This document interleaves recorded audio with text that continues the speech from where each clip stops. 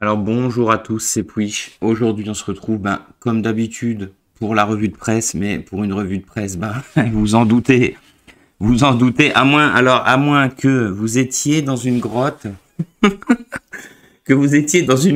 les 2 semaines qui viennent de s'écouler, forcément vous avez vu que encore une fois en France c'est le giga bordel et c'est bien normal puisque on ne règle rien. D'ailleurs, je vais passer cette revue de presse avec le français lucide par excellence. Alors, j'essaye de rire, hein, mais c'est dramatique. Le français lucide qui a trouvé peut-être une des solutions à la fin de son calvaire. Je ne sais pas si c'est la bonne. En tout cas, voilà, on va rentrer directement dans le vif du sujet, hein, et vous en doutez, on va parler forcément de Crépol et surtout de tous ces conséquences, de ce qu'il y a autour.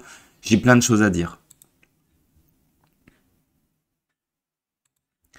Alors j'ai plein de choses à dire, mais évidemment, je vais essayer de me contrôler au maximum pour pas déraper de trop.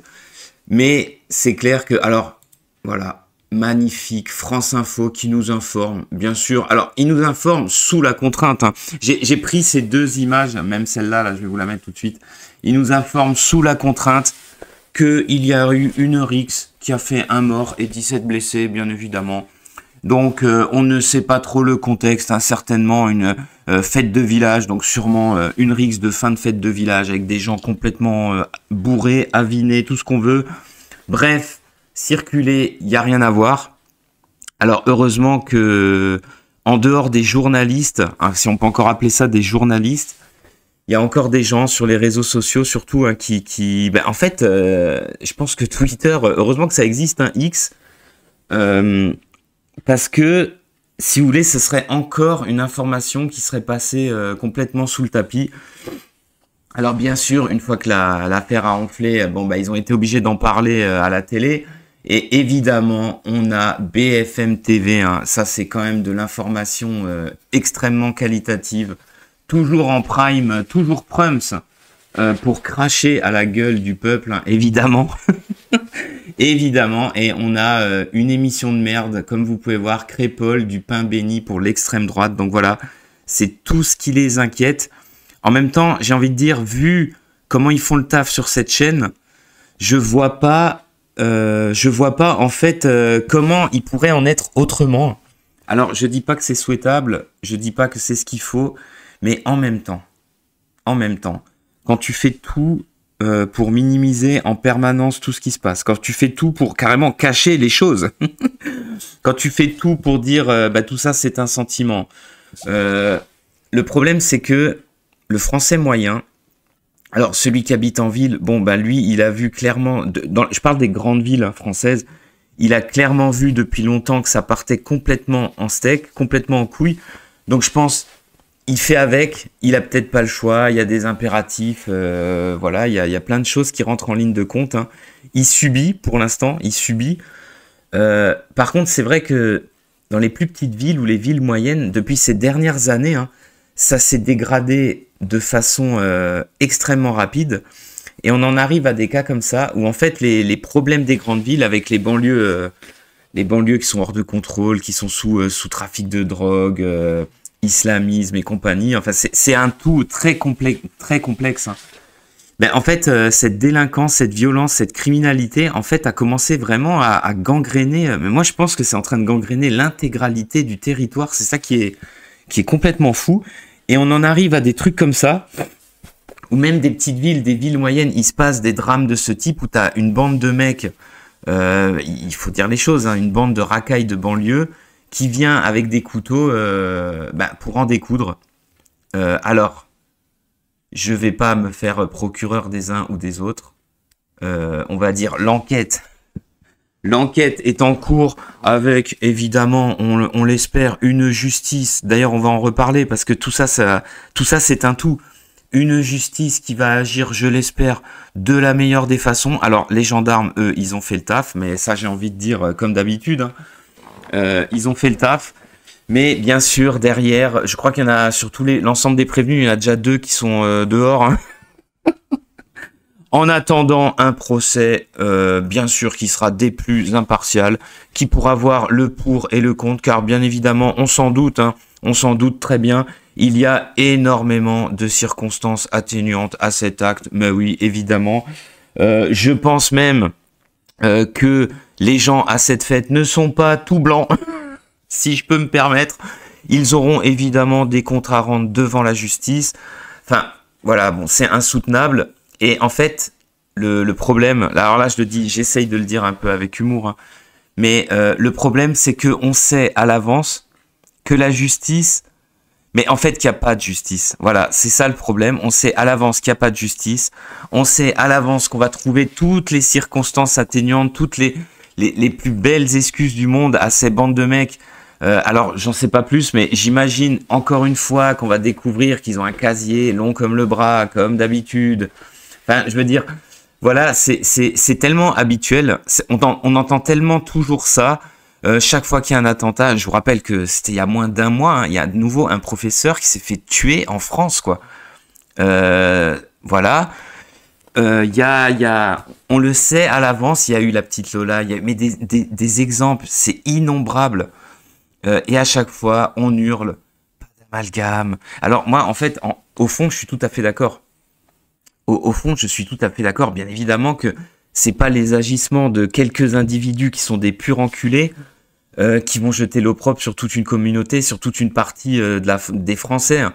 Mais le gros problème, c'est qu'au bout d'un moment, dire pas d'amalgame, ça ne suffit pas. Enfin, je veux dire, s'il n'y a pas des actes derrière, comment tu veux ne pas exacerber les tensions quand derrière, il n'y a pas de justice, il n'y a pas de répression, il n'y a rien qui change, au contraire, ça s'aggrave.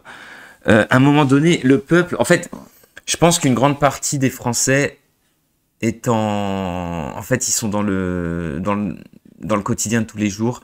Il y a une inflation de tarés, il y a que des problèmes.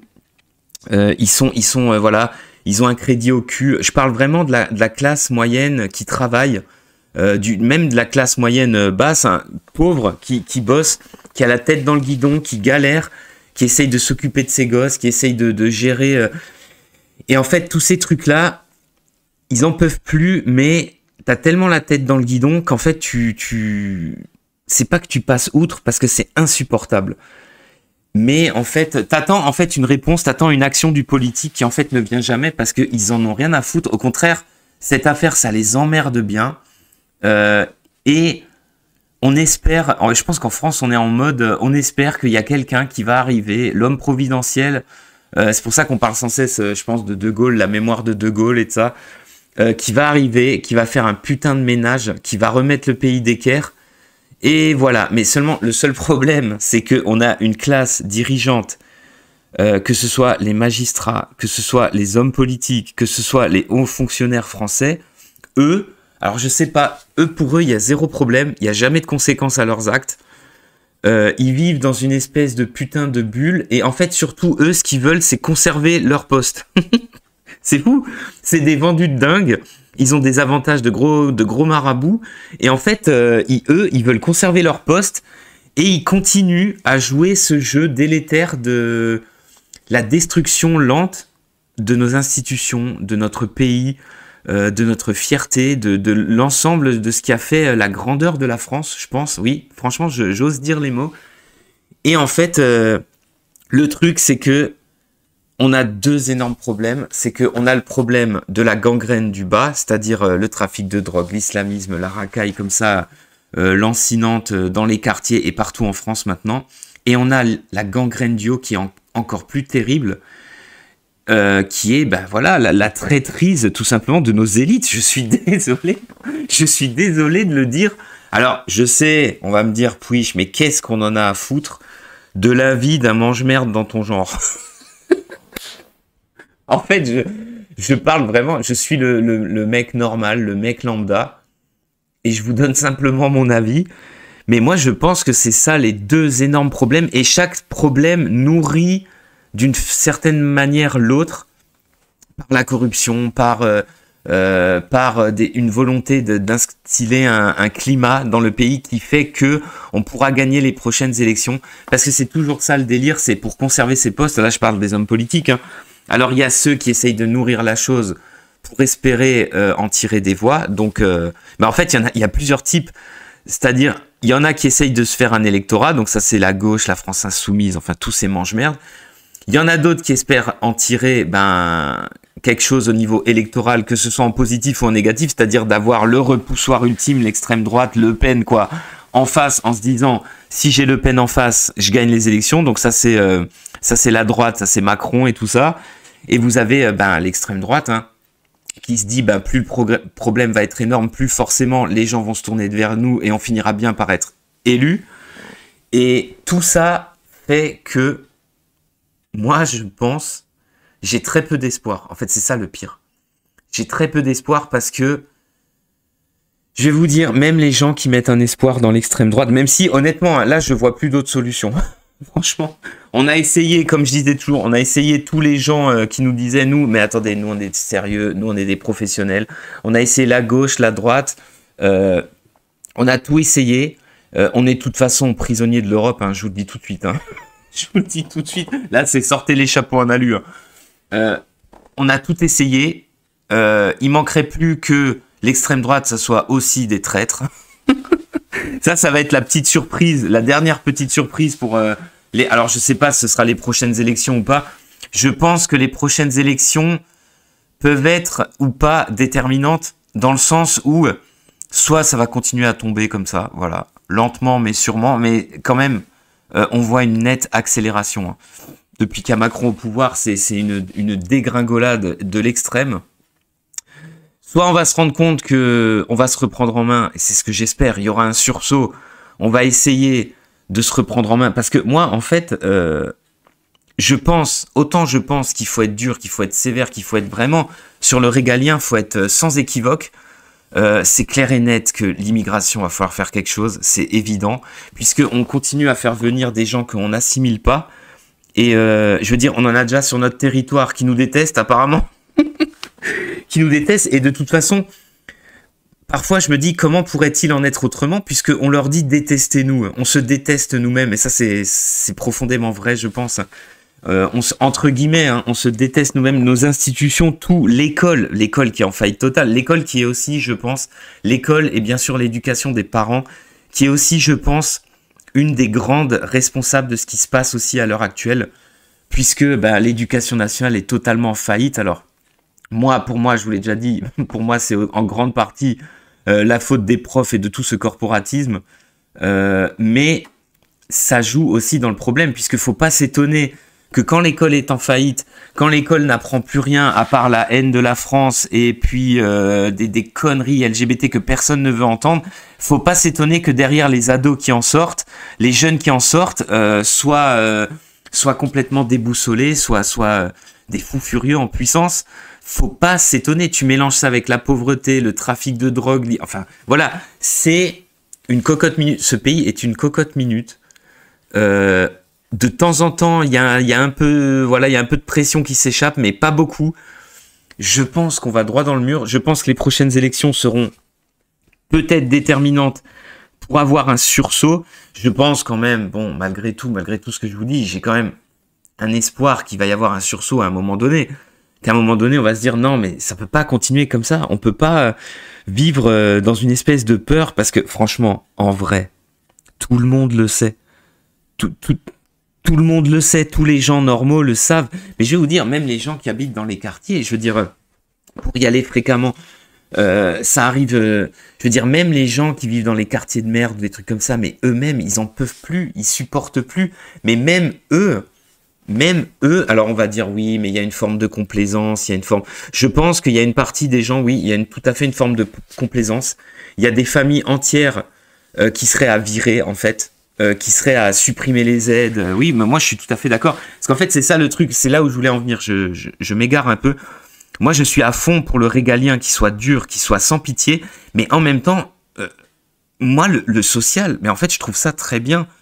Moi à la base, je sais pas si je l'ai déjà dit, mais que les choses soient claires, moi à la base, je suis heureux de payer des impôts pour que on ait ce système de redistribution dans le pays.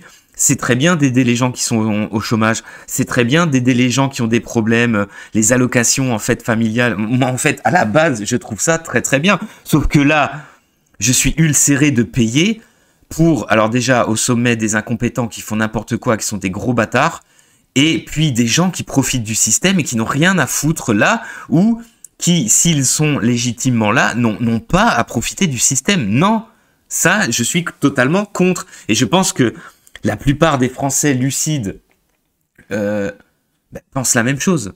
Voilà. Après, au niveau de la justice, hein, c'est clair, alors on le sait très bien, il n'y a pas assez de places de prison, mais bordel, mais qu'est-ce qu'on attend pour en construire? Alors on va toujours nous dire, oui, mais quand on veut en construire, ils veulent pas. Mais arrêtez, tout ça c'est les faux débats, c'est comme les pas d'amalgame. Oui, mais pas d'amalgame. Mais alors, du coup, ok, pas d'amalgame, moi je suis le premier à le dire, mais du coup, on fait rien? Je veux dire, on fait rien? Moi j'adore. J'aimerais bien qu'on nous sorte, c'est dommage, en France il n'y a pas des statistiques ethniques pour être sûr, hein, c'est juste pour être sûr pour le pas d'amalgame, parce que j'ai quand même des doutes. Mais j'aimerais bien, alors qu'on nous sorte les stats, pourquoi on n'a pas voulu sortir les noms des agresseurs? Mais parce qu'on connaît tous, mais il n'y avait même pas besoin de noms, on connaît tous la réponse, sans être d'ignobles racistes. On connaît tous, bordel, la réponse. On connaissait tous les prénoms à l'avance. Voilà, je suis désolé, c'est comme ça, c'est la vérité. Voilà. Alors, après ce drame, évidemment, on a eu des olibrius, des abrutis qui sont allés manifester en mode « Ouais, c'est notre pays », des mecs d'ultra-droite, avec Mein Kampf et compagnie, toute l'équipe, des Hitler juniors là, qui ont rien trouvé de mieux que de se faire défoncer par des gens du quartier d'ailleurs. Alors, ça me fait rire et en même temps, cette violence extrême Et encore, le mec, il est pas mort, on va dire. C'est vrai qu'on parle de violence extrême, le mec, il est pas mort après... Comment dire? Le truc, c'est que on nous met ça dans les médias. Là, c'est surtout le traitement médiatique. Je veux dire, bon, il y avait les flics, c'est un peu... d'un côté, c'est un peu normal, on va pas laisser des gens comme ça rentrer dans un quartier. Enfin, je veux dire, quelles auraient été les conséquences? Soit ils se seraient fait buter parce que les autres en face, ils ont des armes. Hein. Faut pas rêver. Hein. Ils avaient peut-être des barres de fer, tout ce que tu veux, mais en face, c'est des armes à feu hein, qu'ils ont. Hein. Où ils ont, bon bref, ça aurait tourné à un massacre de nouveau de part et d'autre. Ça aurait pu être encore plus terrible. Donc quelque part que la police soit intervenue, les CRS, c'est normal. C'est normal.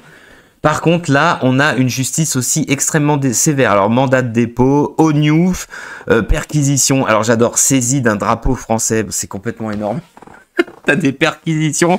Les mecs saisissent Alors, Mein Kampf, alors je rappelle qu'il est en vente libre. Hein. Bon, bref, il est saisi. On saisit un drapeau français. On saisit un livre de Papacito. Alors là, attention. Attention, je pense que, effectivement, ce groupe, alors d'abrutis dont je ne partage absolument rien, mais ce groupe était effectivement extrêmement dangereux. J'aimerais d'ailleurs que la justice, alors elle a déjà été des plus sévères, et je pense qu'elle va être extrêmement sévère, hein. Avec ces gens-là, qui sont des cons, c'est pas la question. Mais j'aimerais que la justice soit également aussi sévère avec, au hasard, toutes les mosquées salafistes qui prêchent la haine de la France, du blanc, du chrétien, du juif. Hein, si c'était possible, bien sûr, on le sait, ça va pas être possible. Mais pourquoi? Mais pourquoi, bordel? Par exemple, pourquoi? Avec, par exemple, des gens sous OQTF qui tuent des personnes. Voilà. Mais là, pareil, on sait que ça va pas être possible. Mais pourquoi? On comprend pas. Pourquoi? Et c'est tout ce mélange-là qui fait que, ben, voilà, le français lambda, le français moyen, peu importe d'ailleurs, peu importe son origine, français de souche ou immigré, ou voilà, ou qu'il est là depuis 1000 ans, ou qu'il vient d'arriver, le mec normal, qui travaille, qui est intégré, qui a une famille, mais il peut pas comprendre tout ça. Ils en ont marre. Tout le monde en a. En fait, je pense que tout le monde en a marre. Sauf que on est dans un système, et je suis désolé de le dire, c'est la vérité. On est dans un système où le citoyen normal, lui, il a beaucoup à perdre. Ah, moi, je te garantis que lui, il a beaucoup à perdre, parce que lui, s'il se retrouve devant la justice, lui, je sais pas, mais c'est la vérité. En plus, t'as une famille.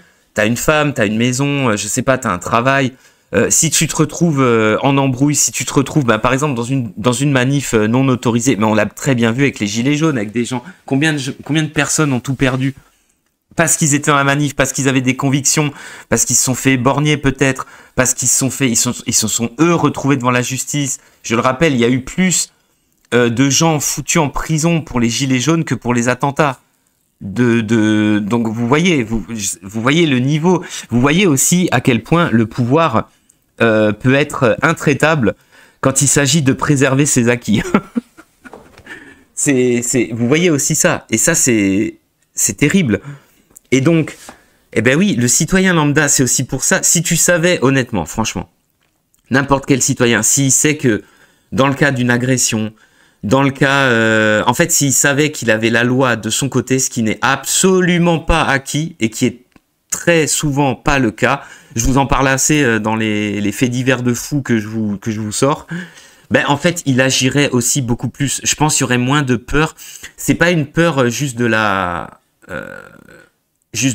peur, de la couardise.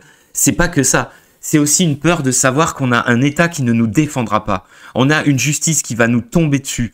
Y a qu'à voir. Il y a énormément d'exemples. Mais le mec là qui avait chopé le cambrioleur, qui était venu chez lui l'agresser, il l'avait chopé, il l'avait maintenu en attendant que la police arrive. Et ben ce gars-là a dû rendre des comptes devant la justice. Le mec a porté plainte contre lui. Il a dû rendre des comptes devant notre magnifique justice française, rendue, je le rappelle, au nom du peuple français. Ah, j'adore. Et ben voilà. Donc, à partir de quand tu fais ce constat-là, tu te dis putain, si j'agis, et il faudrait agir, bien évidemment, je vais avoir des gros problèmes. Je vais avoir d'énormes problèmes. Et donc, bah alors, les mecs qui ont fait ça, les 80 qui ont manifesté, voilà, ils vont avoir d'énormes problèmes quelque part. Je dis pas que c'est 100% mérité, parce que si les mecs étaient vraiment venus là pour dégommer des gens, bon, voilà, c'est n'importe quoi. Faut pas faire ça. Mais ce que je veux dire, c'est que d'un côté t'as ça, de l'autre côté, je vous rappelle, hein, il y a même pas 6 mois, il y avait les émeutes, il y avait la France à feu et à sang. Là, on explique, non mais attendez, faut les comprendre. On sait même pas d'ailleurs ce qu'il en est au niveau des décisions de justice pour le peu qui se sont fait choper par rapport à l'ensemble des dégâts de la destruction qu'il y a eu sur le territoire. Là, par contre, non, là, écoutez, non, il faut les comprendre. Il y a une émotion. Il y a une émotion qui mène ces gens à piller des magasins, bien évidemment. Hein, on comprend tout à fait le lien de causalité dans une société de consommation comme la nôtre. Non, là, il faut comprendre. Là, il faut. Mais c'est pareil, hein, le Français lucide, quand il voit ça, je suis désolé, pareil, je vais dire des choses qui fâchent, mais quand tu vois ça, tu rentres de chez toi, tu rentres de ton boulot, t'en as marre, t'en as plein le cul. Tu rentres chez toi, t'allumes la télé, tu vois les émeutes. T'as quand même une fâcheuse tendance à commencer à mettre tout le monde dans le même sac vu l'ampleur du truc. Hein. Et excusez-moi, t'as quand même fâcheusement tendance à avoir envie de mettre un petit peu tout le monde dans le même sac. Hein. C'est-à-dire, bon, en fait, c'est tous des merdes, quoi. C'est ça qu'on aurait tendance à se dire. Alors c'est bien sûr faux. Mais vu l'ampleur de ce qui s'est passé, il y a quand même un énorme problème, une énorme carence éducative. Globalement, c'est la catastrophe. Hein. Et puis alors bien sûr, c'est surtout pas avec ceux qui nous gouvernent en ce moment qu'on va s'en sortir. Il y a qu'à voir la dernière décision de justice qui concerne notre ministre de la Justice, hein, le gros Moretti. Mais t'as envie de pleurer, quoi. C'est catastrophique. Je sais pas ce que ça va donner. Je sais pas trop. Honnêtement, j'ai pas sorti la boule de cristal. Je sais pas. J'espère il va y avoir un sursaut. Mais malheureusement, je pense qu'on va continuer à s'enfoncer un peu comme ça, toujours plus. Un État toujours plus communautaire, toujours plus dur en fait avec ceux qui travaillent, ceux qui sont dans le système. Toujours plus faible avec ceux qui sont hors système ou les trafiquants et compagnie, la délinquance en général. Malheureusement, je pense qu'on va s'enfoncer dans un pays qui va devenir de plus en plus communautaire.